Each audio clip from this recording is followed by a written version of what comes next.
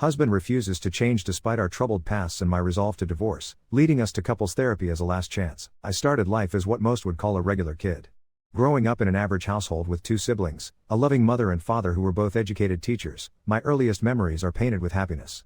By age 4, I was already reading fluently, school came naturally to me, and I genuinely believed I had been blessed with an incredible foundation for life. Everything changed when I turned 7 and we moved to a small village.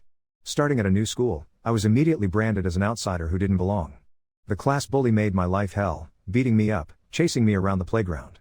I became so desperate that I planned multiple escape attempts, secretly hiding clothes in our garden, packing makeshift lunchboxes, and mapping out where I could possibly go. My once stable mood began fluctuating wildly, with teachers constantly commenting on my temper problem. When I reached 10 years old, my parents divorced. My father had found someone new, and the truth only came out after I accidentally revealed that I had already figured it out. For years afterward, I carried the crushing weight of believing I had somehow caused their separation.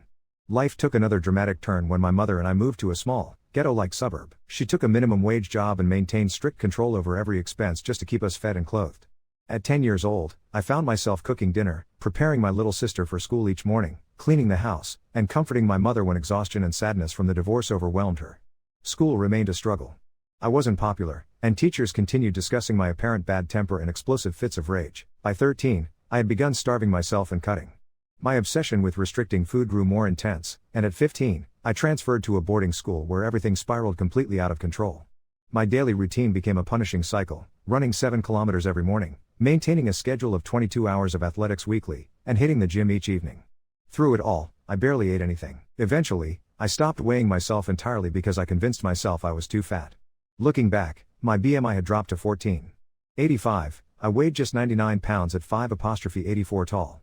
The school nurse finally called my mother to report my condition. Instead of confronting me directly, my mother chose to remain silent, fearing that pushing me would make things worse.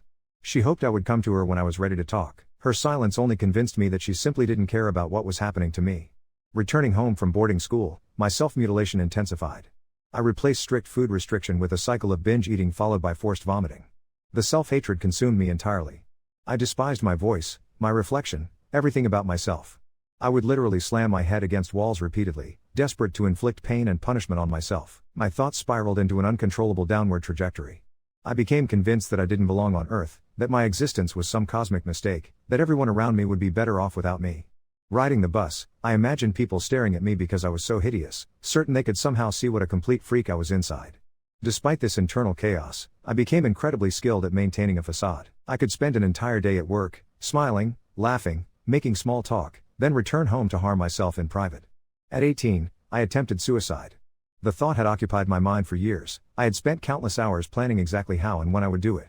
I settled on drinking an entire bottle of wine and swallowing 50 paracetamol tablets before going to sleep, expecting never to wake up. A friend sitting at a party across the city later told me she had an inexplicable urge to call and invite me to join them.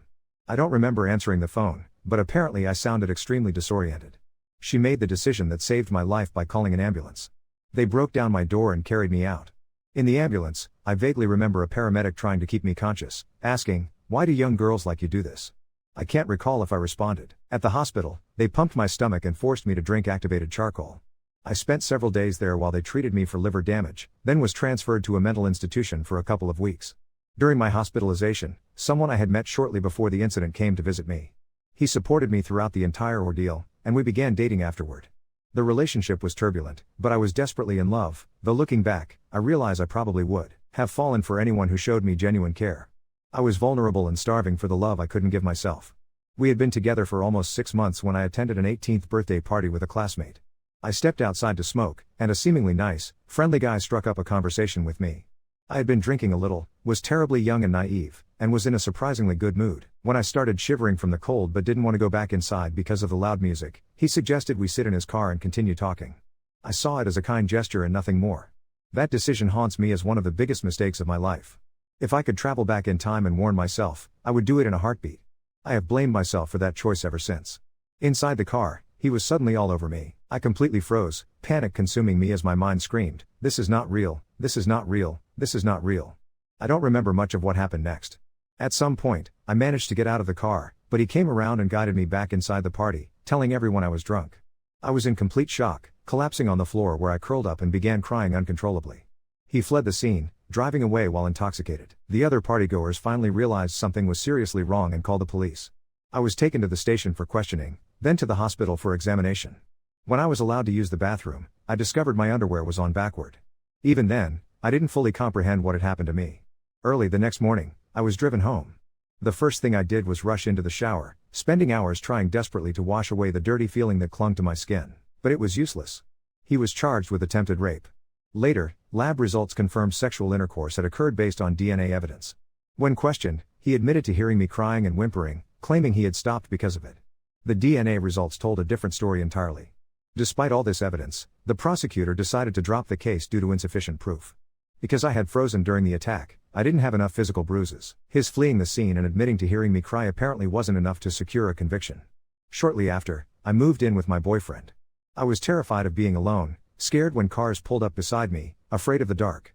He supported me through everything, standing by my side and believing my story completely.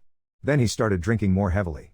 Over the course of a few months, he escalated from occasional drinking to being drunk daily. He also began using drugs, primarily speed and cocaine. I actually preferred when he used drugs rather than alcohol because they didn't alter his personality as drastically. When drunk, he would blame me for the rape. His eyes would transform from those of the kind man I knew into the cold stare of a complete stranger. He became cruel and hostile during these episodes.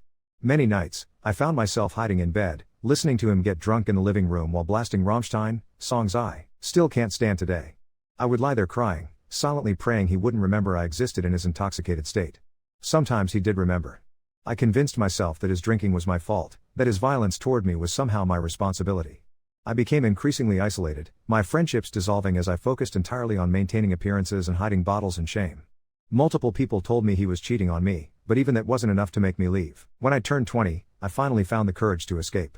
He had been drunk as usual and threw a chair at me. He then attempted to strangle me while threatening to throw me out the window from our 4th-floor apartment.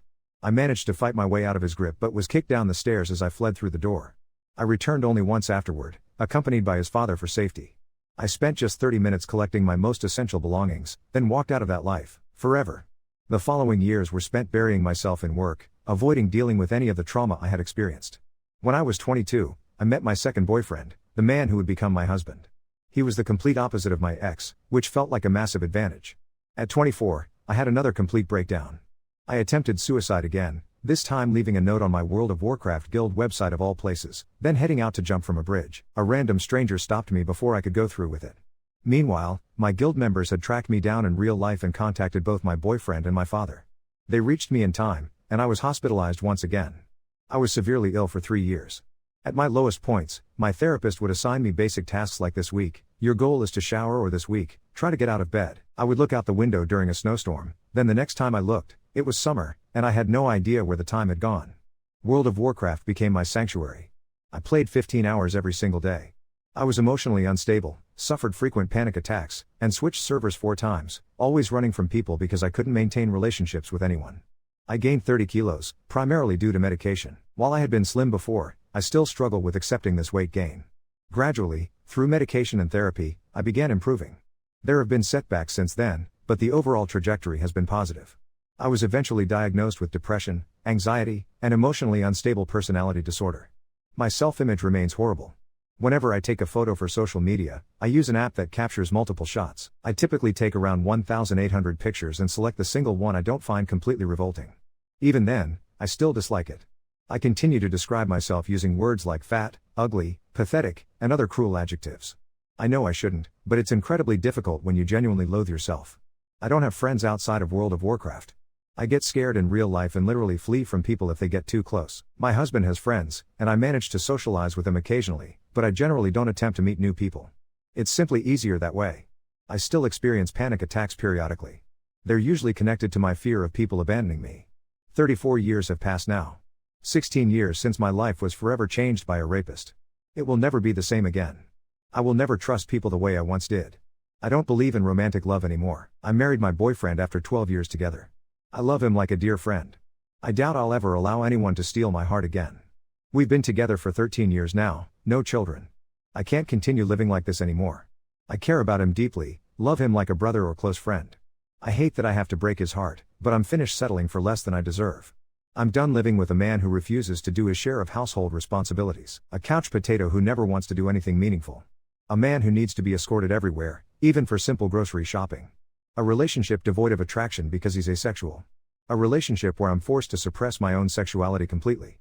A relationship where I receive no support in my attempts to become healthier and fitter. A relationship where my efforts to improve myself are actively sabotaged. A relationship where I feel like I'm a mother and he's my child. A relationship where I find myself longing for the moments when he leaves the house, or when I can escape for a weekend. I'm becoming bitter, old, and grumpy at just 34 years old. I can't imagine living like this for another decade, so it's time to tell him the truth. It won't be easy. I still care tremendously about him, but I'm done with this life. I've tried expressing my concerns, asked for changes, attempted to communicate effectively. It's like talking to a door that can't hear me. The next chapter of my life begins now. I told him. It was fucking difficult, to put it mildly. I watched the man I've been with for 13 years cry for the first time today. My husband never cries. He sounded so heartbroken, so devastated. I've been crying nonstop for 2 hours and have used an entire roll of paper towels blowing my nose. This is where we stand now. I've agreed to couples counseling. He's promising to make genuine effort and change things. I don't believe him, but I'm willing to give him this final chance with professional therapy. He's made plans, created lists, and made promises before, but they never last. I've promised to help secure him financially if we lose money on the house, since I earn more than he does. I've promised to support him through this transition and that we'll handle everything as friends. I won't abandon him completely. I feel terrible for hurting him like this, but I'm also relieved that I finally spoke up. I still expect we'll end up divorced once we complete couples therapy, but I hope it will help him cope with the situation. Update 1. My husband seems to have received my message loud and clear. We've contacted a marriage counselor. He's purchased a book on motivation and procrastination to provide him with practical tools. I've offered to pay for a personal trainer, psychologist, or whatever he thinks might help him. I see it as a worthwhile investment if it can save our marriage. He told me he'll start weeding the front garden this afternoon, something he's never done before, despite my struggles with it due to osteoarthritis in both knees. He's suggested we go for a 20-kilometer bike ride this weekend.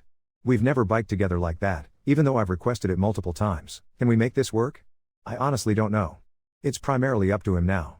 If he manages to follow through with these changes, then I'm willing to fight for us. If he slides back into his old patterns, then I'm leaving. Let me address some recurring concerns I've been thinking about. Was he always like this? He's always been an introvert, a thinker who processes things internally rather than externally. He's gained 40 kilograms, 90 pounds, over the years, and I've grown genuinely concerned about his physical health.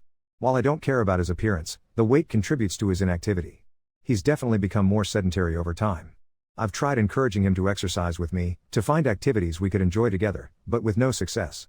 Why did I marry someone who's asexual?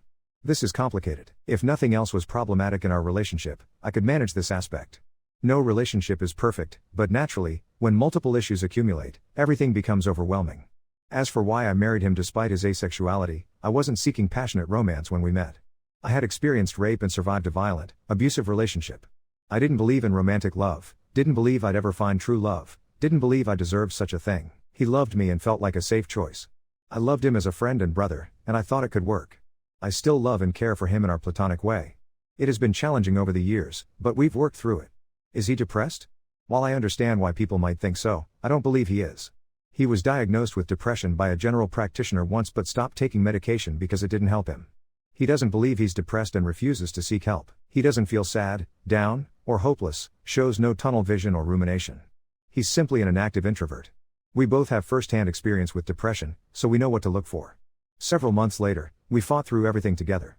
We attended couples therapy. He saw a doctor and was diagnosed with low testosterone levels, which might explain his fatigue and lack of sexual appetite, among other symptoms. We talked through numerous issues. We began paying more attention to each other, both emotionally and physically. After some time, we agreed that we could make it work, that we didn't actually want a divorce. I felt like I had gotten the man I married back. Then, 2 weeks later, I discovered I was pregnant, completely unplanned. We decided to keep the baby. I'm currently 8 weeks along. I'm so grateful I told my husband I wanted a divorce. Hopefully, I'll never have to do that again. Update 2. 20 years ago, I was raped.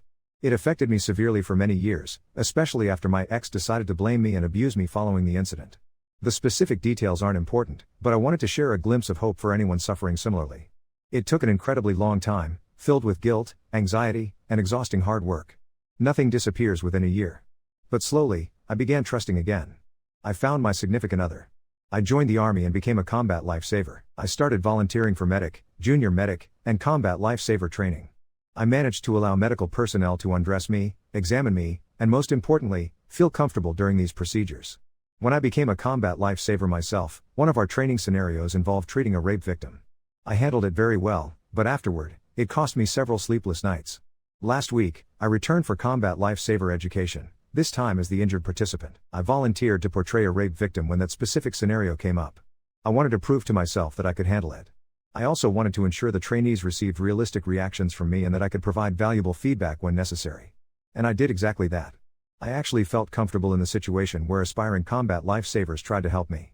Even when one student failed miserably and forced me to undergo a physical examination despite my terrified and panicking state, which was acting on my part, I remained comfortable, knowing I could call for the instructor to stop the scenario immediately if needed. We completed the exercise, and I did my best to teach the student why his approach was wrong. Now I know with certainty that I've moved past my rape, that he and my ex didn't win. I'm stronger than they'll ever be, and I'm choosing to use my strength for the greater good by educating our soldiers. Would I prefer that the past had never happened? Of course. But I most likely never would have chosen this path if not for my experiences, so in an odd way, my trauma might end up saving lives. Not because of their actions, but because of my own life choices. Even when the present feels like hell, hang in there. Don't give up. Shape your own tomorrow. You can make a difference in the world. I was in that dark place too. I attempted to end everything. My ex tried to kill me, so much went wrong, so much went too far, and so much was handled poorly by me and others. It took years. It took relentless hard work. For years, I woke up every night with nightmares. I panicked in certain situations. If anyone raised their voice at me, I would completely freak out. I faced serious additional physical challenges, Crohn's disease, and had to undergo 2 shoulder surgeries. I gained 60 pounds because of all this, but with time, hard work, and sheer stubbornness, I refused to give up again. If I surrendered, they would win. I refused to grant them that power over me. I continued pushing forward, achieving small goals each day. At one point, I was committed to a psychiatric ward. At one point, my goal was simply to shower regularly. At one point, I was too unfit to follow even a basic beginner's training program. But one step at a time, I moved forward. So whatever your situation is, hang in there, set small goals, and keep fighting. Update 3. I'm writing this at 3 a.m. because I can't sleep again. My husband is snoring next to me, and I'm staring at the ceiling wondering how the fuck I got here. The pregnancy lasted 11 weeks and 3 days. I know the exact count because I was obsessing over every symptom, every milestone. For the first time in years, I felt like maybe I wasn't completely broken. Maybe I could actually create something good instead of just surviving. I started bleeding during a combat lifesaver training session. I was teaching a group of new recruits how to treat shock victims when I felt this warm wetness between my legs. I excused myself to the bathroom, saw the blood, and just knew. I drove myself to the hospital because my husband was at work, and I didn't want to panic him over the phone. The doctor was matter-of-fact about it. These things happen, especially with first pregnancies. She might as well have been discussing the weather. I sat there in that sterile room, still in my military fatigues, and felt something die inside me that had nothing to do with the baby. My husband cried when I told him. Actual tears, which I'd only seen once before, when I'd asked for the divorce. He held me while I remained completely dry-eyed. I couldn't cry, I felt empty, like someone had scooped out my insides and left me hollowed out. The worst part? Within 2 weeks, he was back to his old shit. The motivation, the exercise, the help around the house, all gone. He said he was processing the grief, but processing apparently meant lying on the couch for 14 hours a day playing the same fucking video games while I went back to work and pretended I was fine. I threw myself into training with a desperation that scared me. I volunteered for every session, every scenario. I needed to feel useful, needed to prove I could still save someone even if I couldn't save my own baby. That's when I met him. His name is Marcus, and he's the new senior instructor. Former Special Forces, transferred here after his deployment ended. The first thing I noticed wasn't that he was attractive, though he is, in that weathered, competent way that makes you feel safe. What I noticed was that he actually listened when I spoke, not just waited for his turn to talk, but really heard what I was saying. During training, he pushed me harder than anyone had in years.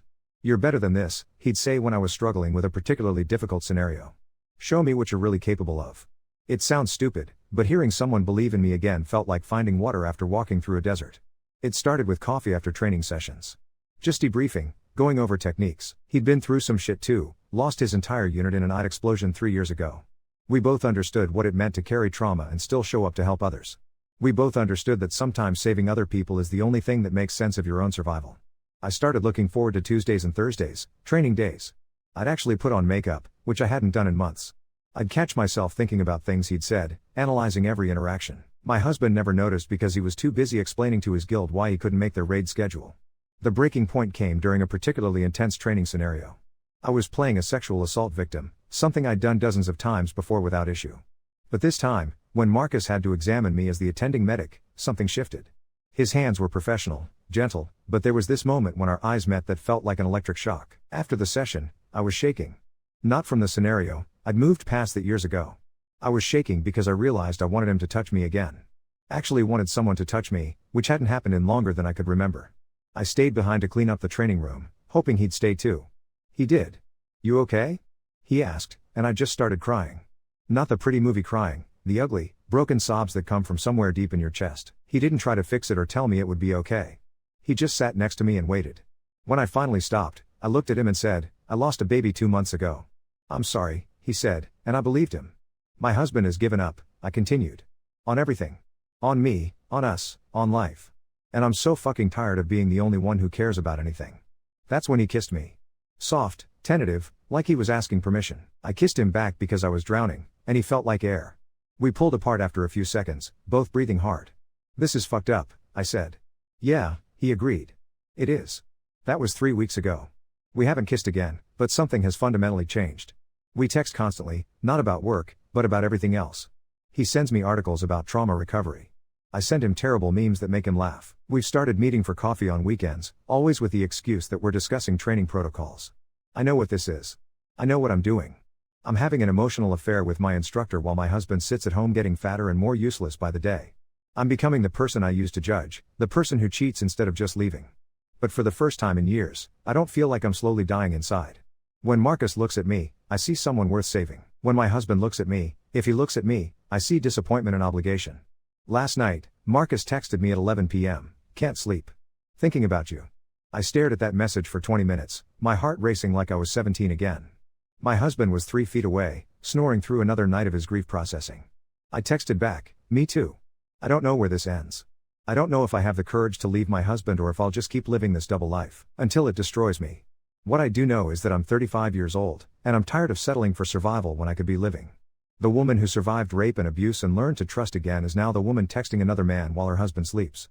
I don't know what that makes me, but I'm done apologizing for wanting more than this slow death I've been calling a marriage. Something's going to break soon. I can feel it building, like pressure behind my eyes, and honestly, I'm ready for it to break. I'm ready for something in my life to finally fucking change. Update 4. I fucked up. Or maybe I finally did something right. I honestly can't tell anymore. It's been 3 weeks since I wrote that last update about Marcus, and I've been living in this weird limbo where I'm texting another man while my husband asks me what I want for dinner. The cognitive dissonance was making me feel insane. Last Thursday, Marcus told me he's being transferred to Stuttgart in 10 days. Not 2 weeks like I wrote before, 10 fucking days. I spent the entire training session feeling like I was going to throw up. After everyone left, I stayed behind to clean up, which has become our routine. Except this time, when he approached me, I just started word vomiting. "I can't do this anymore," I said, scrubbing the same table for the 3rd time. "I can't keep pretending everything's normal when I go home to him and all I think about is you." Marcus stopped moving. "What are you saying?" "I don't know what I'm saying. I'm saying I'm married to someone I don't recognize anymore, and I'm falling for someone who's leaving, and I feel like I'm losing my mind." He was quiet for so long I thought he'd left.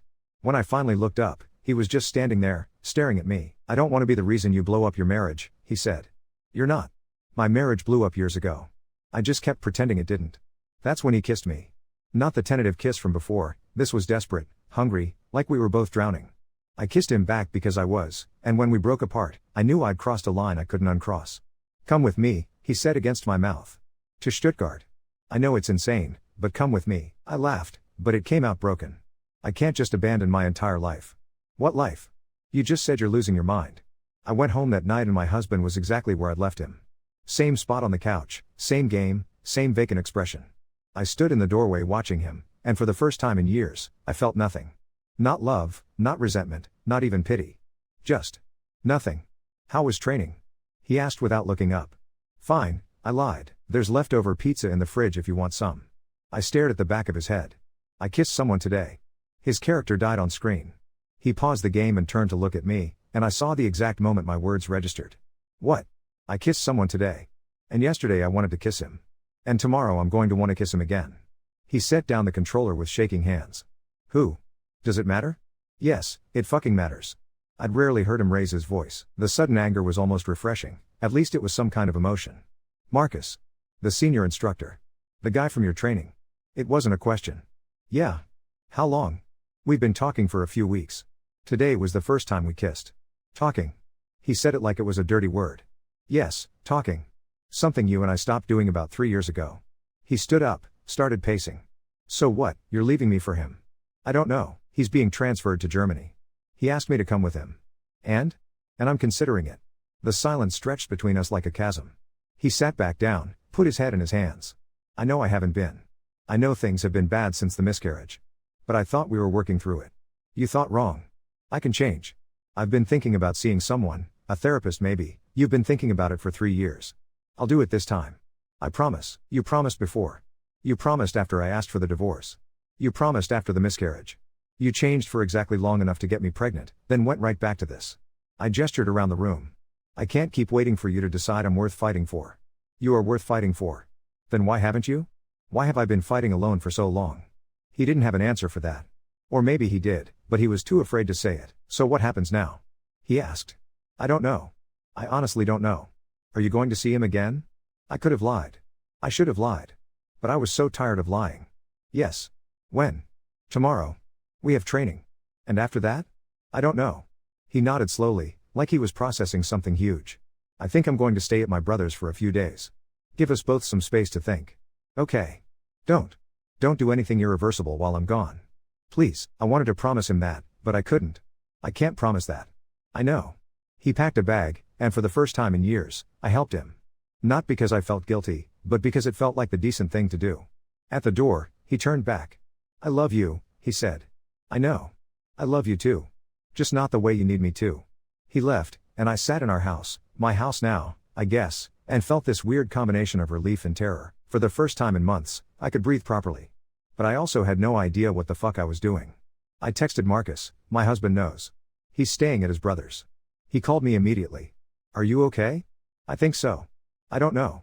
Maybe. Do you want me to come over? Yes. No. I don't know what I want. I'm coming over. He arrived 20 minutes later with takeout Chinese food and a bottle of wine. We sat on my couch, the same couch where my husband had spent the last 3 years slowly disappearing, and ate lo mein while I told him everything. I'm scared, I admitted. I'm scared of leaving him, I'm scared of going with you, I'm scared of staying, I'm scared of everything. Being scared is normal, he said. Making big changes is terrifying. Is it stupid? The idea of coming with you? Maybe. Probably. But maybe stupid is what you need right now. We didn't sleep together. We just talked until 3 in the morning, and then he held me while I cried. Not sad crying, just release crying, like pressure finally being let out of a valve. This morning, my husband texted, I made an appointment with a therapist. For Monday. I should have done this years ago. I texted back, I'm glad. Does this change anything? I stared at that message for 10 minutes before responding. I don't know.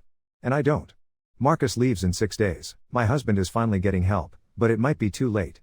I'm 35 years old, and I feel like I'm standing at the edge of a cliff, trying to decide whether to jump or step back. The fucked up part is, I think I already know what I'm going to do. I'm just not ready to admit it yet. The woman who survived rape and abuse and depression is about to do something that might destroy her marriage or might save her life. I wish I could tell the difference.